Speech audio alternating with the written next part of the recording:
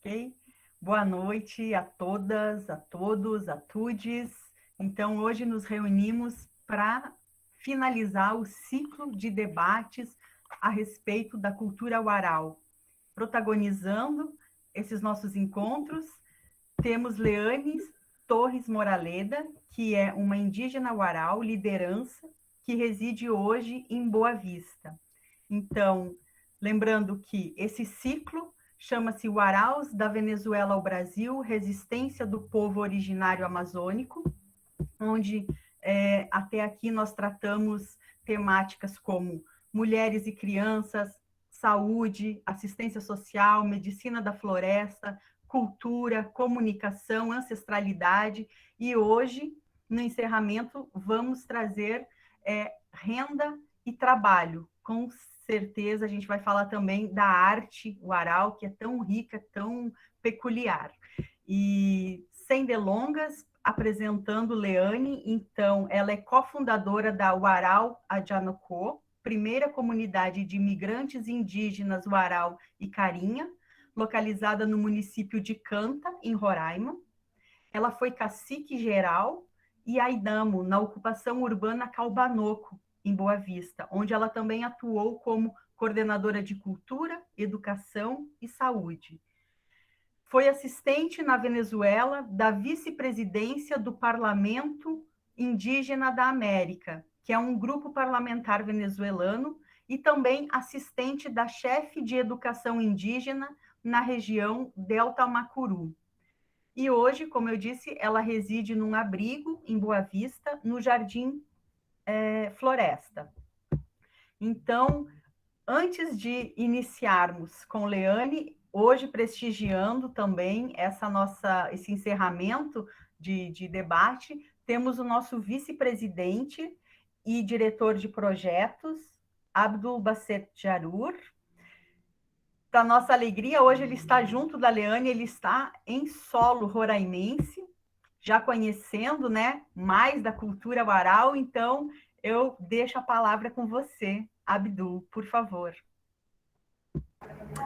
Muito obrigado, Adriana. Uma boa noite a todos e todas.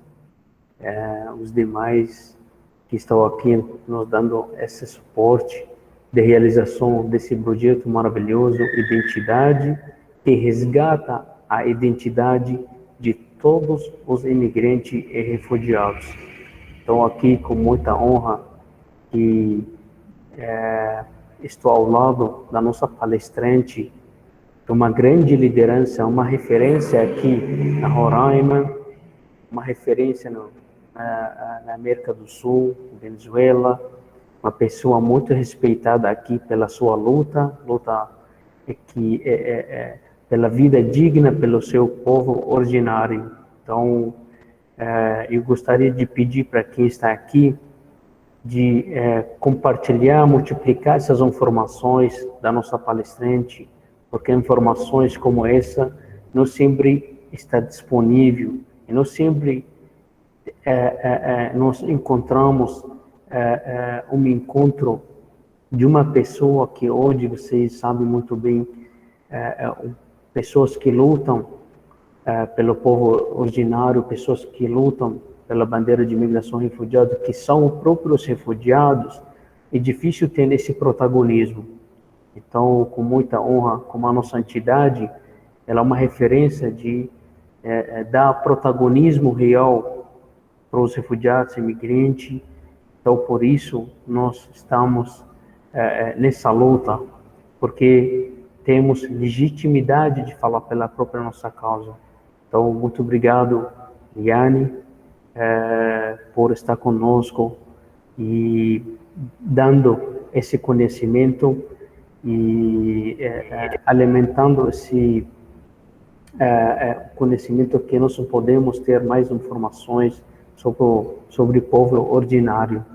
Muito grato à identidade, a Adriano, os demais, e obrigado quem está aqui conosco, preservou, né, disponibilizou seu tempo para realizar esse curso. Eu não falo curso como se deveríamos sempre realizar para que podemos ter mais pessoas ter essas informações acessas, porque o conhecimento é algo que ninguém se retira, exatamente algo que podemos ter uma sociedade transformadora quando a gente tem conhecimento, né? É exatamente isso. Então, desculpa aí se estendi tempo. Então, um forte abraço aqui de Roraima, Boa Vista. Aqui nós estamos na Casa Acolhida, um campo que acolhe 5 etnias do povo ordinário. Então, vou deixar esse espaço maravilhoso para a nossa palestrante aqui. Muito obrigado. Eu agradeço. Grata pelas palavras, senhor vice-presidente. Honra, que honra para o projeto. Está vazando o som.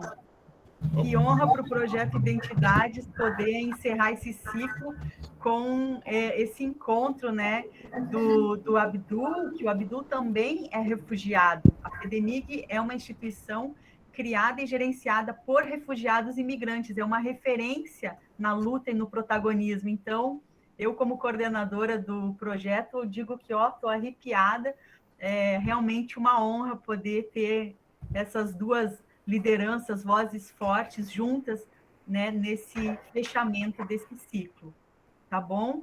E a Leane que me corrija, mas eu acredito que é em torno de 5.000 indígenas que chegam no Brasil, né, até agora, e desses 5.000, das várias etnias, em torno de 70% são de origem guaral. Inclusive, a migração hoje, que se fala dos venezuelanos, ela é marcada com a chegada dos primeiros guaraus em 2015. Então, assim, isso é muito forte, simbolicamente, e é uma honra poder falar, conhecer dessa cultura pela voz de uma nativa, ao invés de pesquisadores ou outras pessoas que falam, né? Esse é um diferencial também. Esse é o primeiro curso não, né? Primeiro espaço oferecido aqui no país com a voz protagonista de um varal. Isso precisa ficar registrado. Sinta-se à vontade, bem-vinda, e vamos para frente. Yaquerara, Cocotuca, mi saludo en idioma guarao antes de comenzar cualquier fala. Es importante saludar en nuestro idioma para tener presente el pueblo indígena a la que nosotros pertenecemos, que es un pueblo indígena que ha sabido resistir, ha sabido sobrevivir, y que a pesar de muchos desafíos que ha venido viviendo a lo largo de la historia, sigue resistiendo y que se niega a desaparecer. Entonces, pues para mí de verdad que es un gusto estar con ustedes, acompañarlos y haber dedicado 3 encuentros y que hoy es el último encuentro. Me hace pensar también a mí de que hay necesidad de seguir preguntando, de seguir investigando, porque nuestra cultura es muy rica. Es una cultura que ha sido llevado desde que estábamos viviendo en las comunidades, que la supimos mantener estando en las ciudades y que ahora pues ha traspasado fronteras y que aún así seguimos siendo guarao, seguimos hablando nuestro idioma, seguimos conociendo nuestros cuentos, seguimos bailando, seguimos usando nuestro traje tradicional, que es la nahua, y seguimos enriqueciendo nuestra cultura, tomando algunos elementos de culturas que no son guarao, pero que son culturas indígenas. Y que eso además fortalece nuestra identidad como pueblo indígena. Y también quiero aprovechar este momento para hablar que nosotros no nos reconocemos como indios. Muchos nos denominan indios, pero nosotros no somos indios, nosotros somos indígenas. Indígena quiere decir verdaderos dueños o primeros habitantes de un territorio. Y ir de alguna manera a cambiar la definición, el concepto que tienen contra nosotros también, es una forma de resistir, de cambiar la concepción o el preconcepto que tengan de cada uno de nosotros. Hoy el tema es sobre trabajo y renta. A lo largo de esta semana, realmente me he puesto a pensar mucho sobre qué es el trabajo, cuáles son los trabajos que realizaban los guarao anteriormente, cómo a medida que ha pasado el tiempo ha ido cambiando, y muchas de las informaciones que traigo hoy para ustedes son informaciones escuchadas en mi comunidad, escuchadas por los habitantes de una comunidad que es una comunidad intercultural, que es Navasanuca, una comunidad que maneja tanto el mundo guarao y el mundo no indígena de una manera, digamos que de igual a igual. Y una de las cuestiones que muchas veces las personas me preguntan es, y me dicen, tú eres una indígena civilizada. Y eso es algo que a mí no me gusta, porque yo no soy una indígena civilizada. Yo soy civilizada dentro de mi cultura, mas no soy civilizada dentro de la cultura no indígena. Soy adaptada a la cultura, a la sociedad occidental, mas no soy civilizada.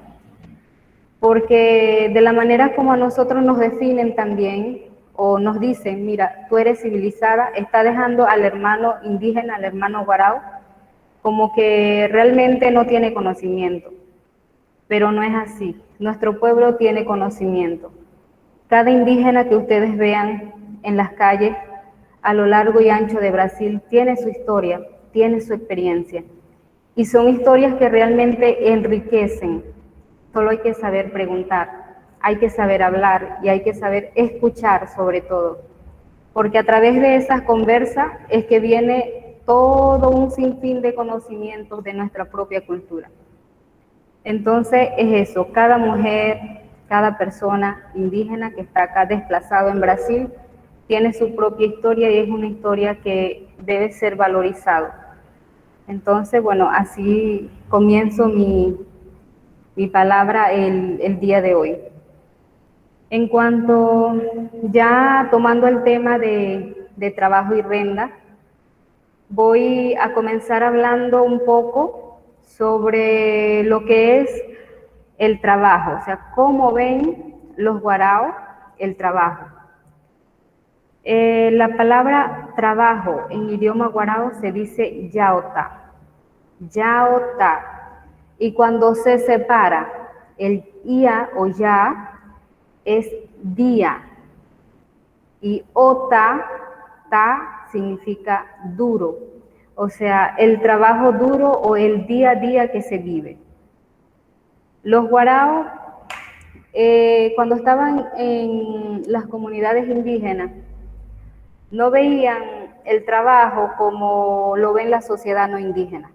Por ejemplo, la sociedad no indígena trabaja por recibir un salario con un horario específico, quizás pensando en una planificación o pensando a futuro. Pero el trabajo guarao es distinto.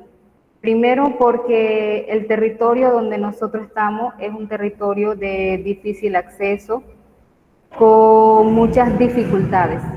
La vida del guarao no es fácil y el día a día del guarao se va convirtiendo en yauta, porque día a día tiene que buscar sobrevivir. ¿De qué manera? Buscando su alimento. Y de esa manera la vida de los guarao ha permanecido en el tiempo, porque los guarao día a día han estado buscando cómo sobrevivir.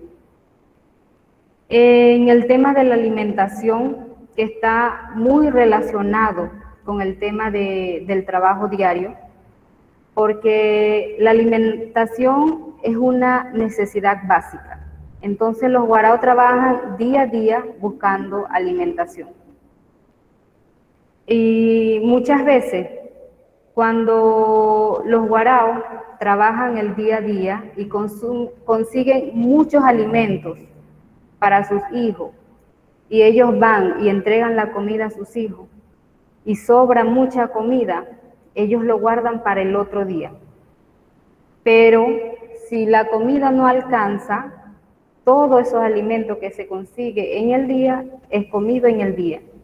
Y a veces se comparte con otra familia más. Entonces no solamente buscan la sobrevivencia de su núcleo familiar, sino también busca y comparte con el hermano que esté necesitado. Así ven los guaraos el trabajo. Ahora con actividades de subsistencia de los guaraos. Conociendo que el territorio guarao está compuesto por muchos ríos, por muchos caños, es sabido que los guaraos, los hombres guaraos, son expertos o especialistas en la fabricación de curiara. La curiara es utilizado como medio de transporte, que van de una comunidad a otra comunidad.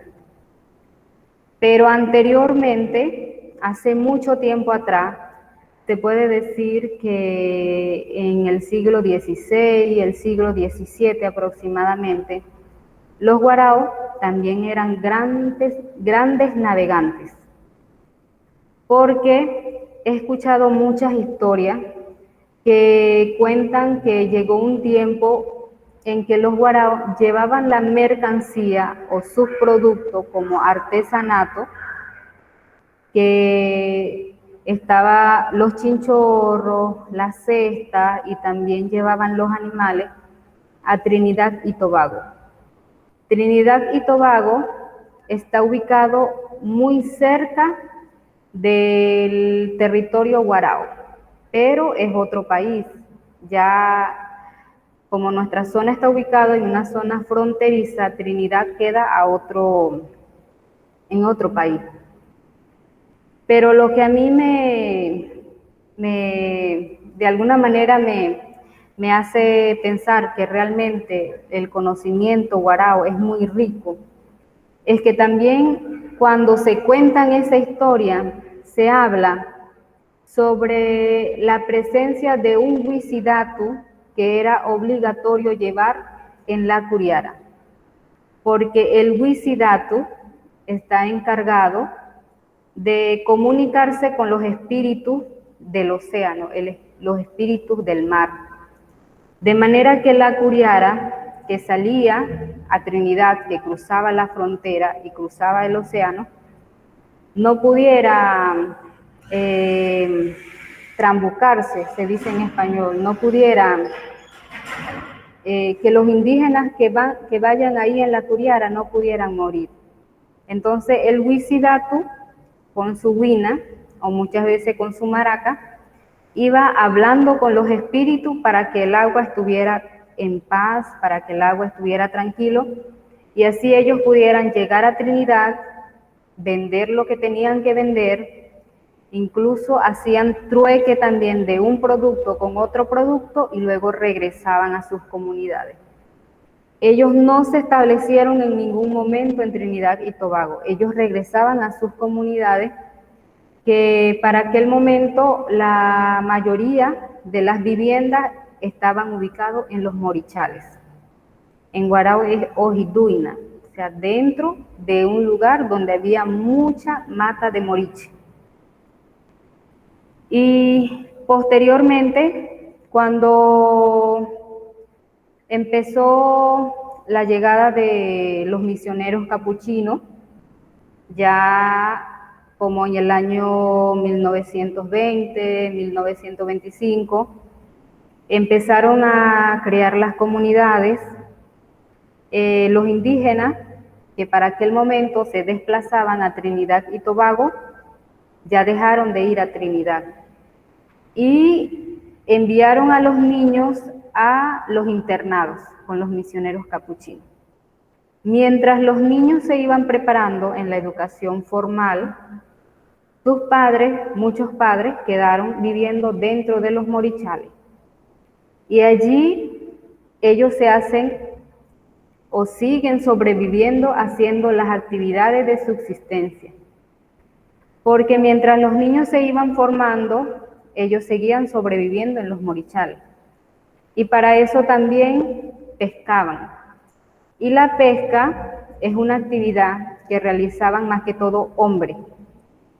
Y conocían, de acuerdo al color del agua, de acuerdo a hacia qué lado iba el agua, si la marea de agua subía, si la marea de agua bajaba, los guaraos sabían qué tipo de pescado se podía pescar ese día.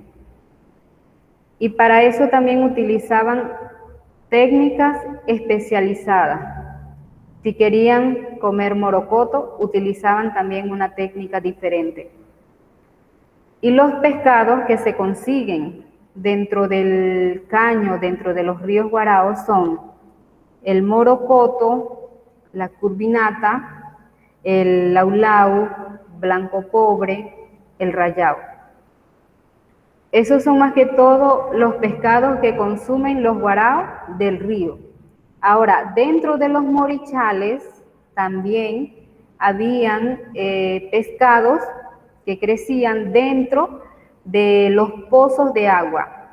Y esos pescaditos se llama busco, que es muy consumido por todos los guaraos, pero tiene mucha espina. Son pescados muy pequeños. Eso era lo que se conseguía dentro de los morichales. Después de que los guaraos empezaron a salir a las comunidades, empezaron a desarrollar otro tipo de trabajo, como por ejemplo la caza, empezaron a cazar los animales.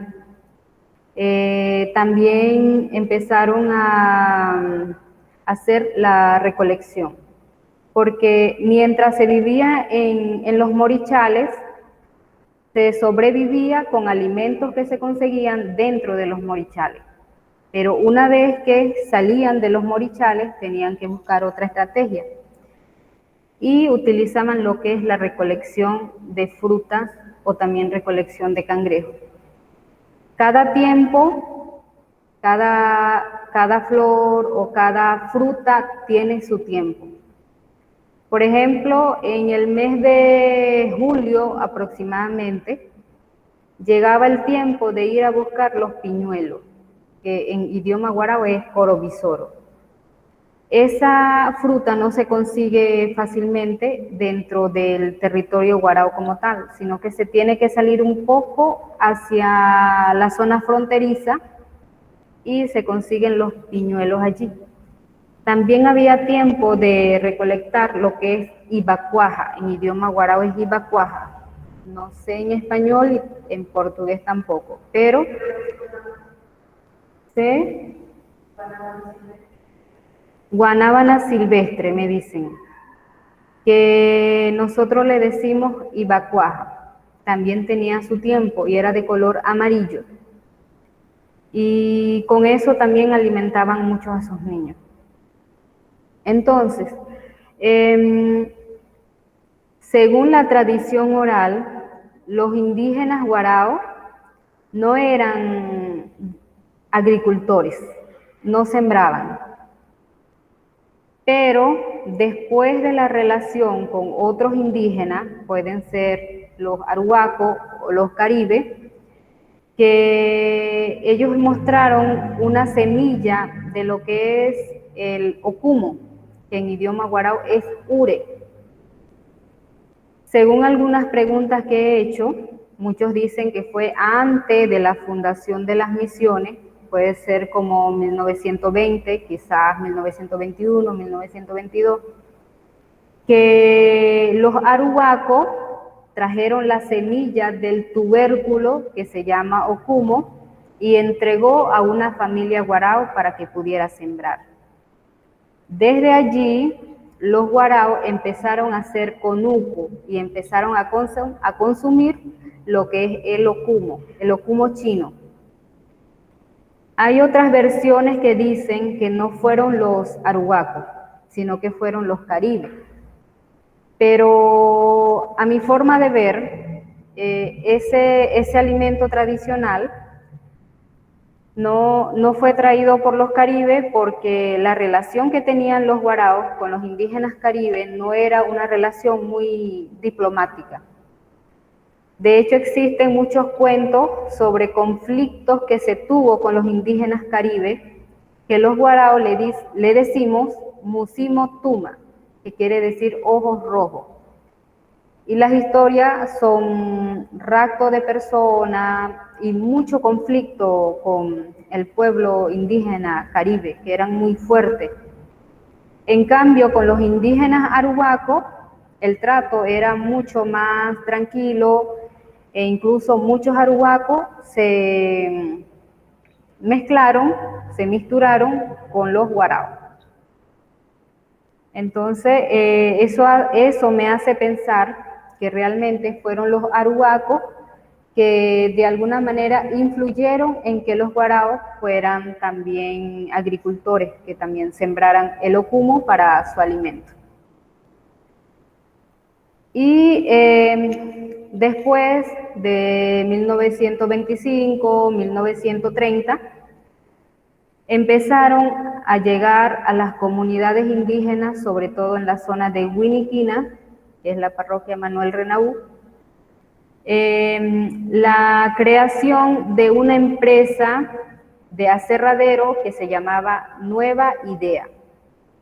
Allí causó también que los guaraos cambiaran esas actividades que mencioné, que eran actividades tradicionales de su trabajo, lo cambiaran a ser parte de trabajo de aserradero, que consistía en el trabajo con madera. Allí también hubo conflicto con el dueño de la empresa del aserradero, porque muchas veces el trabajo de los guaraos no era bien pagado.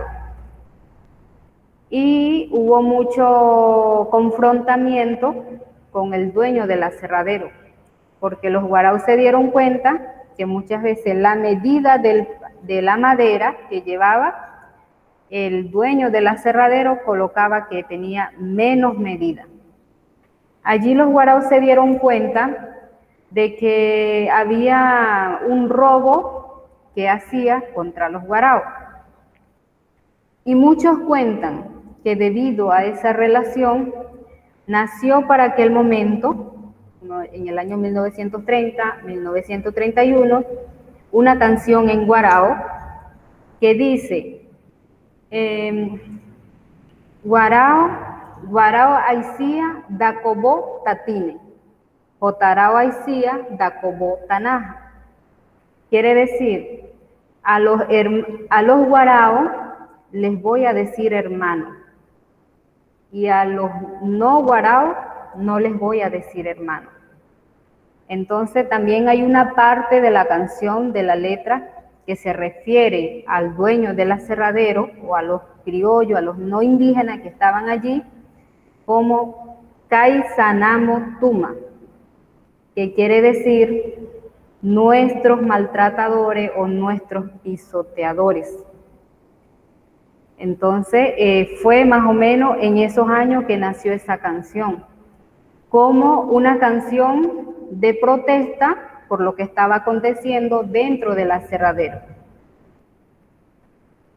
Podemos decir que una de las tantas violaciones, se puede decir, de los derechos humanos o del derecho al trabajo, que fue violado fue también en ese aserradero, donde no se reconocía el trabajo del guarao como tenía que ser. Como decimos nosotros, el deber ser, lo que tenía que ser correcto.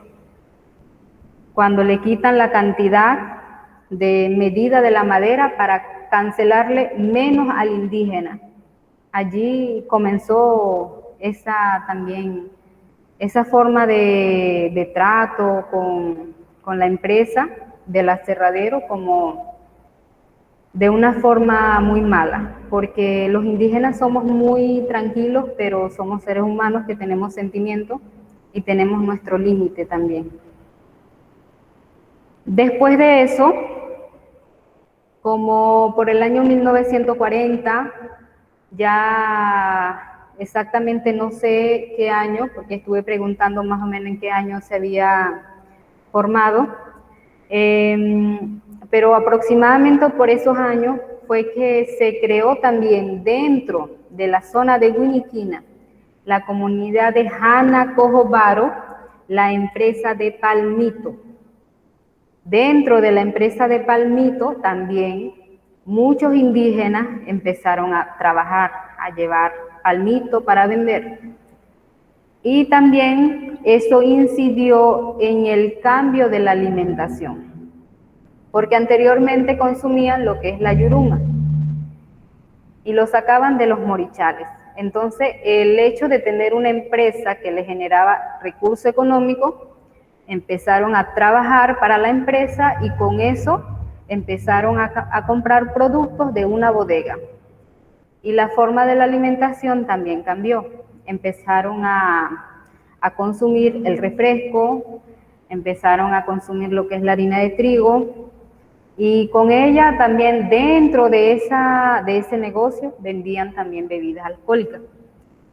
Entonces los guaraos empezaron a consumir el alcohol que no es propio de la cultura guarao, sino que fue llevado por comerciantes a las zonas indígenas para que pudieran consumir, también como una forma de crear dependencia o una forma de dominación hacia los indígenas, y empezaron a consumir alcohol.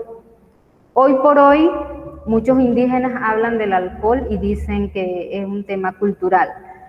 Y conociendo la historia, los indígenas culturalmente, los guaraos, no somos alcoholizados, sino que es algo que llegó a nuestras comunidades, que llegó a nuestras familias y que incidió mucho para terminar de dominarnos a través del alcohol también. Y dentro de todas las actividades, ya llegamos a los años 80, cuando los guaraos llegan a las ciudades, y es que empieza un desplazamiento mucho más amplio, cuando las comunidades indígenas, como que de alguna manera los indígenas se desplazan a las ciudades, van dentro de las ciudades y empiezan lo que es la recolección de dinero, la recolecta de dinero de mujeres guaraos en las calles, de mujeres indígenas en las ruas. Empezaron a recolectar dinero. Ellos estuvieron en San Félix, luego Puerto Ordaz, Ciudad Bolívar, Caracas. Y como los criollos vieron la primera reacción de los no indígenas, cuando nos vieron a nosotros, a los indígenas que estaban en ese momento, vieron que las mujeres no andaban solas, las mujeres andaban con sus hijos. Y como andaban con sus hijos también, los no indígenas empezaron a ver que había una necesidad de apoyar o de ayudar económicamente. Y empezaron a entregar dinero a las mujeres guaraos, y ellas se dieron cuenta que es conseguir dinero fácil, con eso ellos evitan hacer otro tipo de trabajo dentro de la ciudad, porque también viendo desde la visión de las mujeres guaraos, que muchas veces yo preguntaba, ¿por qué ustedes piden dinero en las calles? Ellas me decían, y por una parte tienen mucha razón, si nosotros no pedimos dinero en las calles, ¿quién nos va a dar comida?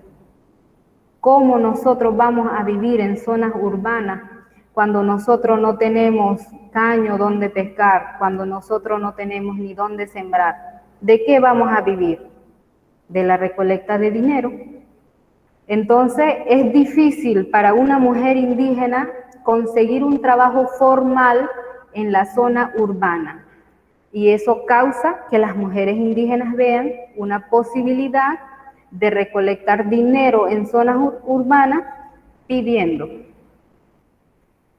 Después del año 2014, 2015, cuando se profundiza mucho la crisis en Venezuela, recibimos las primeras noticias de que ya los indígenas guarao habían cruzado frontera y estaban aquí en Brasil.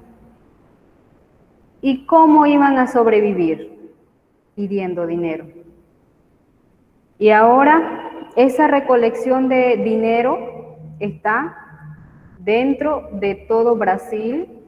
Ya no se ve casi en Venezuela porque la mayor parte de la población guarao, somos casi 5.000, 6.000 guarao que estamos aquí en Brasil. Y si nosotros podemos ver dentro de las organizaciones o entidades que trabajan con migrantes indígenas, podemos contar incluso que hay muy poca cantidad de guarao trabajando dentro de esas entidades. Y somos muchos. Entonces, ¿de qué manera van a poder seguir sobreviviendo en las zonas urbanas? A través de la recolección de dinero. Y esa es una realidad que se vive, no solamente aquí en Boavista, sino en todas partes de aquí de Brasil. Y es algo que se vivió en Venezuela.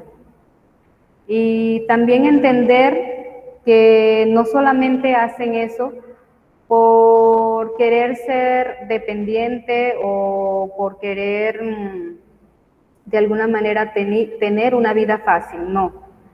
Es entender que todas las mujeres que están o todos los indígenas que estamos aquí tenemos historias.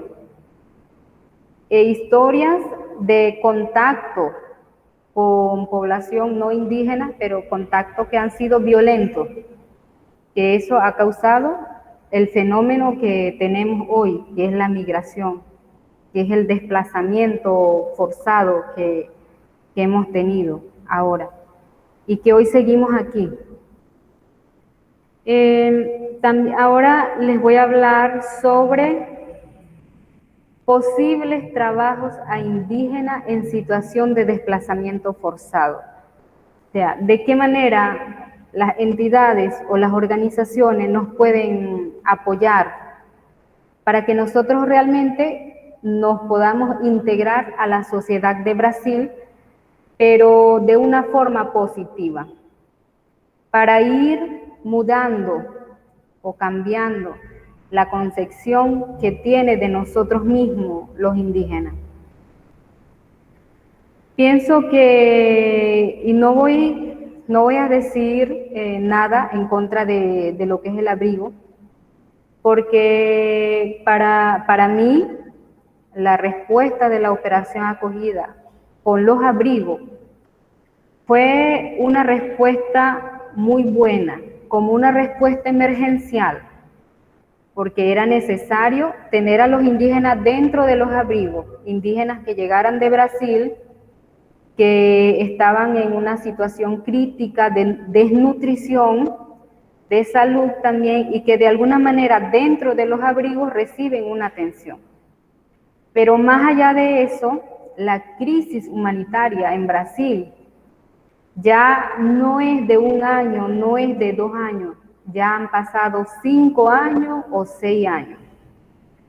Y actualmente tener a indígenas dentro de los abrigos, siento que ya no es una respuesta positiva, porque en todo este tiempo que ha pasado, en todos estos años, ya se debió haber estudiado una posibilidad de estrategia de salida de los indígenas de los abrigos. En muchas reuniones que he asistido, muchos indígenas, muchas lideranzas guarao han mencionado que ya no se sienten bien estando dentro del abrigo, y realmente es así porque nuestro territorio es amplio, nosotros tenemos naturaleza, tenemos aire, Y incluso nuestro territorio no es solo la comunidad, sino es todo el territorio donde nosotros podemos ir libremente a donde nosotros podamos ir. Pero estando dentro de un abrigo, estar en un espacio tan cerrado y protegido, se puede decir, pero también sin posibilidad de salida, realmente no es bueno. Primero porque igual se sigue creando mucha dependencia, mucho paternalismo. Y también me he dado cuenta que muchos jóvenes se han entregado al alcohol porque dicen, ¿qué voy a hacer? Estoy en un lugar, me dan alimentación, tengo atención en salud, tengo atención en algunas cuestiones específicas, pero no tengo trabajo. ¿Cuánto tiempo voy a seguir en el abrigo? ¿Qué va a pasar si en algún momento se cierra el abrigo? Entonces allí uno se pone a pensar de que es necesario buscar otras medidas. Puede ser a través de los emprendimientos familiares, emprendimientos individuales, porque como los guaraos han tenido esa relación con la sociedad no indígena, ya han empezado a desarrollar algunas actividades que no son indígenas, por ejemplo, el de corte-costura. Las mujeres guarao han hecho curso de corte-costura. ¿Por qué no hacer una organización, una cooperativa, para reunir a las mujeres y hacer trajes, hacer vestidos para vender? Y que las instituciones de alguna manera puedan apoyar para que las costureras puedan vender sus productos, si no es aquí, en otro país. Porque las organizaciones que trabajan con migrantes son organizaciones internacionales y sabemos que tienen su sede en varios países. Y cómo ayudar, cómo apoyar a esas mujeres a vender sus productos. Igualmente en los temas de artesanato. Las mujeres guarao saben hacer artesanía. Es difícil ver a una mujer guarao y que diga que no sabe hacer artesanía, porque la actividad de una mujer guarao, una de las actividades es tener conocimiento en hacer artesanía, diferentes tipos de artesanía, tanto con la cabuya de moriche como con las mostacillas u otras semillas que vienen de la naturaleza.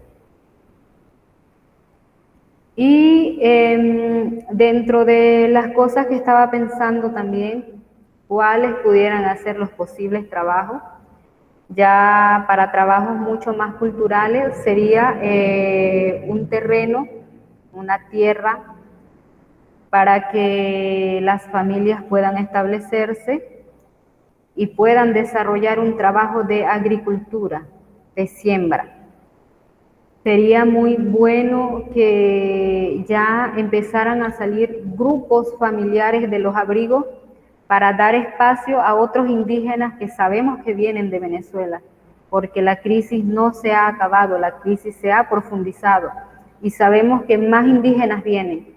Entonces debemos pensar también en cómo dejar espacio abierto para que los indígenas puedan ingresar a los abrigos también, y los que tienen más tiempo, 5 años, 6 años en el abrigo, buscar manera de establecerlo en otro espacio para tener, como se dice, algo muy bonito, tener una solución duradera, porque el abrigo es una solución emergencial, pero no es una solución duradera.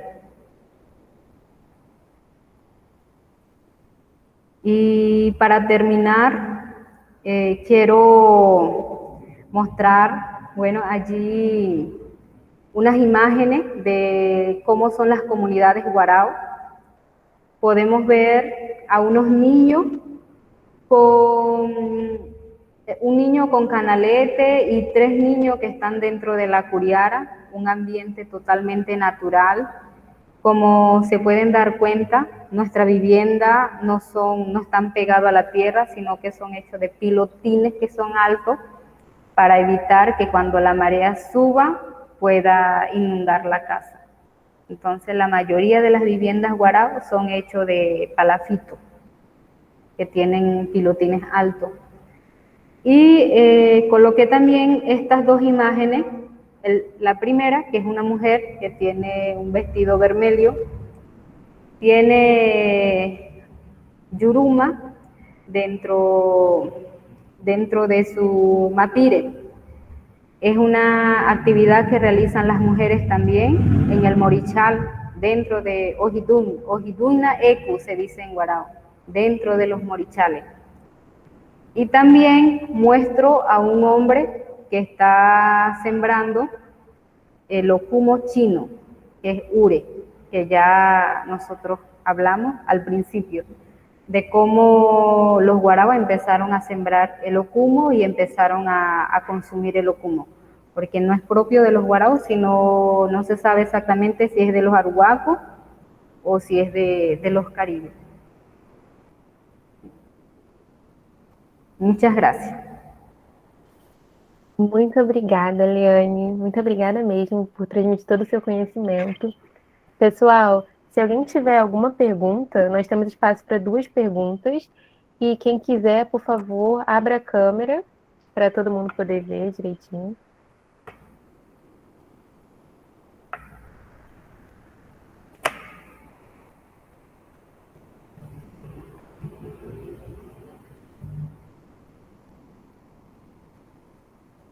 Alguém tem?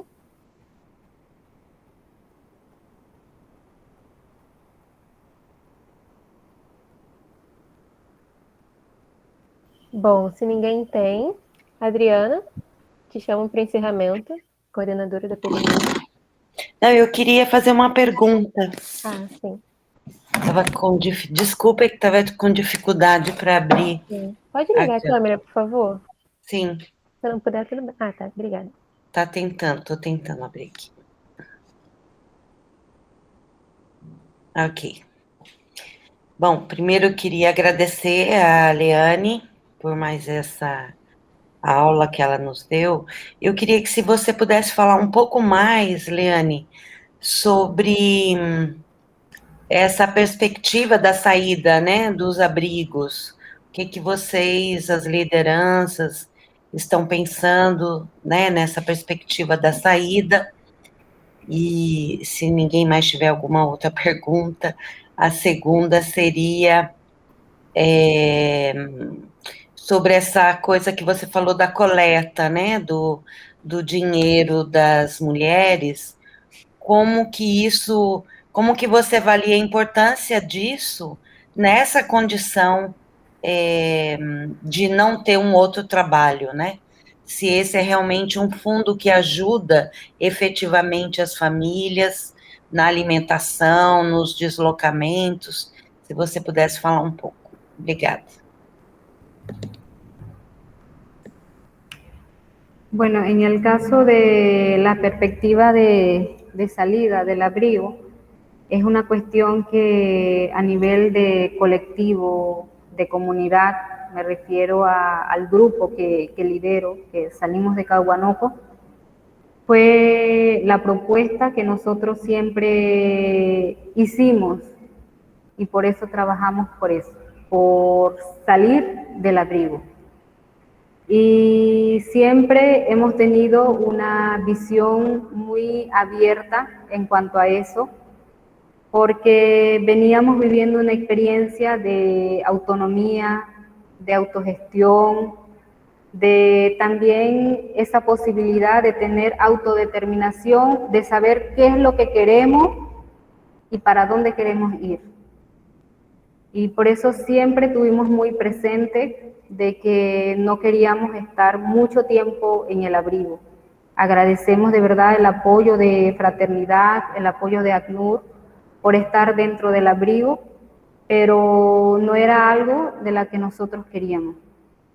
Ahora, de cómo otras lideranzas indígenas que están dentro de los abrigos indígenas, tanto de Janocoida, de Tancredo Neve, Novacaná, Pintolandia, de cómo ellos nos han visto y cómo nosotros hemos mostrado a ellos también de que es posible salir del abrigo, ellos también están trabajando en la salida del abrigo.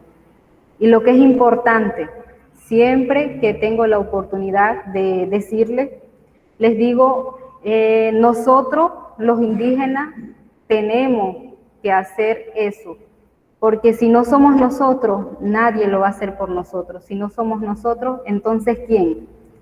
Y gracias a eso, sé que actualmente ha sido una petición que han hecho las lideranzas indígenas a toda la operación acogida, la posibilidad de tener un espacio donde vivir, un espacio donde desarrollar la vida, un espacio donde se pueda vivir al aire libre y donde se pueda también hacer las prácticas tradicionales de nuestro pueblo y de alguna manera recuperar lo que hemos ido perdiendo con todo este tiempo de desplazamiento que hemos tenido.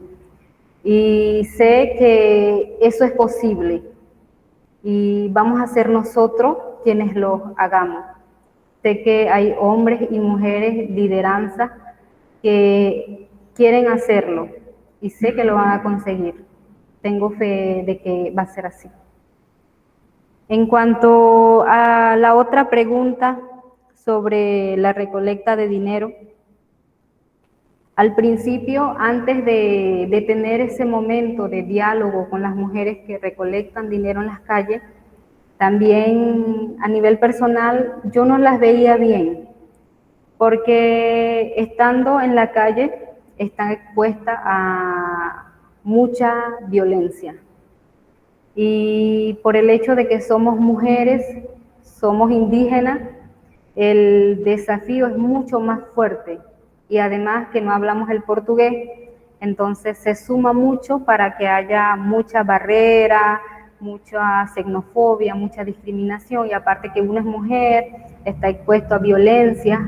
Entonces yo veía eso también como algo que puede afectar incluso la salud emocional de una mujer, pero conociendo cuáles son las necesidades que tienen, conociendo de que con ese dinero también se compra medicina, se compra alimento, se da también al niño ropa, se puede comprar ropa también si la recolecta de dinero es mucho, y es positivo porque eso ayuda a que la mujer pueda tener de alguna forma un ingreso que no es seguro, tampoco es la misma cantidad todos los días, porque ellas me decían, hay días que nos dan mucho dinero y hay días que casi no nos dan dinero, pero como salen todos los días, tienen lo suficiente para sobrevivir. Entonces creo que sí es importante que las mujeres hagan ese trabajo. O no sé si se pueda buscar otra alternativa de trabajo para que las mujeres puedan dejar eso y puedan hacer otras cuestiones. Porque también sé que las mujeres tienen conocimiento en hacer muchos artesanatos, pero el detalle es que sus artesanatos no son vendidos. Y si van a ser vendidos, no es la indígena que pone el precio, sino el comprador. Y el comprador muchas veces lo quiere comprar en 5 reais, en 6 reais, cuando para hacer ese artesanato puede durar incluso 2 semanas y no es rentable. Entonces hay que estudiar bien todas las posibilidades. Muito obrigada, Graças, Leane. Muito Liane. obrigada, Elaine, também, pelas perguntas. E agora, para o encerramento, eu chamo a coordenadora de projetos, Adriana Sangalli. Grata, Anne Poli.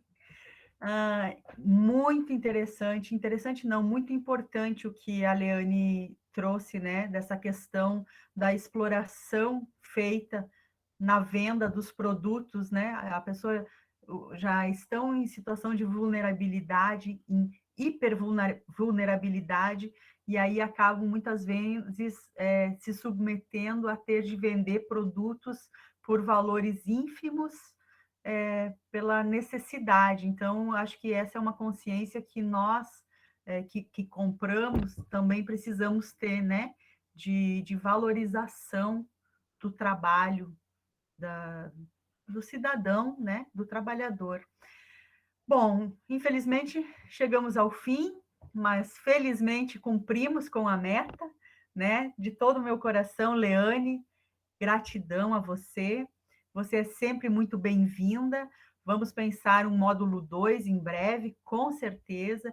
Gratidão a todos que se sentiram chamados, que essa voz, esse conhecimento realmente, como disse o nosso vice-presidente, que ecoe através da gente, dos nossos trabalhos, da nossa vida pessoal, também nas relações, e que nós possamos seguir pensando e fortalecendo o trabalho em rede, principalmente para uma melhor acolhida e integração real dessa população que chega ao país.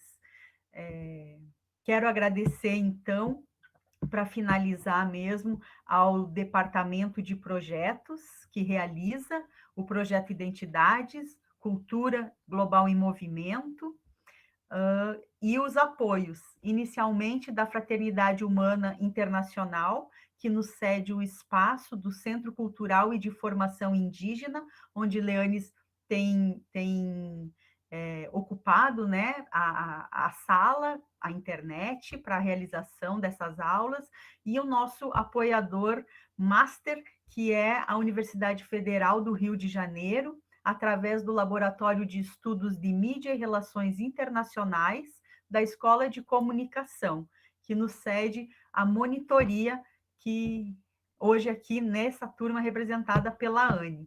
Então, gratidão, vamos para frente e uma boa noite a todas, todos e tudes.